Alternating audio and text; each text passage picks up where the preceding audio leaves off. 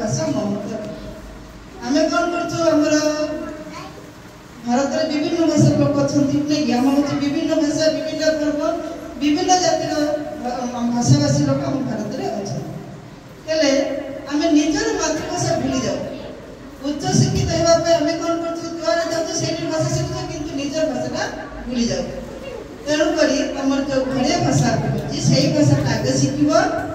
अन्य भाषा शिख जिते भाषा शिख शिखार तो किसी सीमा नहीं जिते शिख से पंडित हो पारे तेणु जिते भाषा शिखिले निज भाषा को केवे भूलब ना तेणु मोर गोटे स्वरचित कविता अच्छी भाषा उपरे भाषा आम प्रीति भाषा आम शक्ति भाषा परिचय दिए भाषा बिना लगे सबुटी असार भाषा जय गान गाए भाषा दिए शांति भाषा दिए मुक्ति जाति परिचय दिए भाषा रे जन्म भाषा रे मरण भाषा भाव बांटी थाए भाषा आम शक्ति मनर साहस भाषा आम शक्ति मनर साहस उच्चा करि थाए माता भाषा ठारू नाही दुनिया रे बड़ गाए जीवनर गाथा आम मीठा कथा ओडिया भाषा से आम मीठा कथा ओडिया भाषा से नहीं अतिकर श्रुति फेब्रुआरी मास 21 तारिखे पाइलु भाषा शिक्षा शास्त्रीय भाषार मान्यता पाइला शास्त्रीय भाषार मान्यता पाइला उच्चा कला आम मथा तार जन्मदिने वंदना गाउछु भाड़ी अतीतर कथा भाड़ी अतीतर कथा भाषा विषय बुझिल आम जो छोट पिलाटा देखो से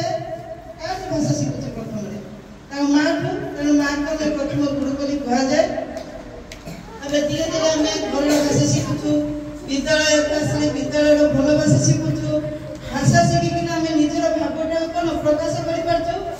जी कथा कही पारना से मनर भाव प्रकाश करने कष्ट हो कि नहीं तेना आमको भगवान मान ईश्वर तो गोटे दान देख तुम जिते जीव जंतु अच्छा सबुठू मनीष को उच्च बोली कहुए कहीं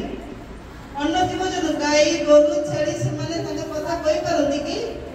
खाली से गोटे गोटे शब्द कहती नहीं कि शब्द से बुझती कि जान कितु से मनर भाव ठीक प्रकाश कर पारती ना किंतु ईश्वर दान आम कौन कर मनर भाषा को प्रकाश कर तेणु एमती गोटे सौभाग्य आम पाइचु आमर भाषा को आम भल भाव शिखी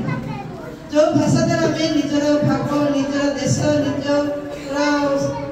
निजर उन्नति कर भाषा को आम शिखा तेणु भाषार तो सीमा नहीं आम भारत में भी एत गुड़िया भाषा अच्छी आम सब भाषा शिखि पार किंतु आम निजर भाषा को भूल कि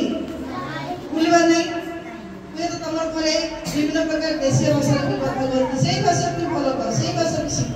से भाषा को भूल नहीं कि विद्यालय आसले आम भल भाषा कही पाठ पढ़ उच्चतर भाषा शिखब आ भाषा शिखी निजर मनर भाव प्रकाश करने सहित निजे किसी जापर नहीं कि तेणु लेखा पढ़ा शिखिले ही आम कौन आगे बढ़ी पार आम भाषा को आम देश को उन्नति कर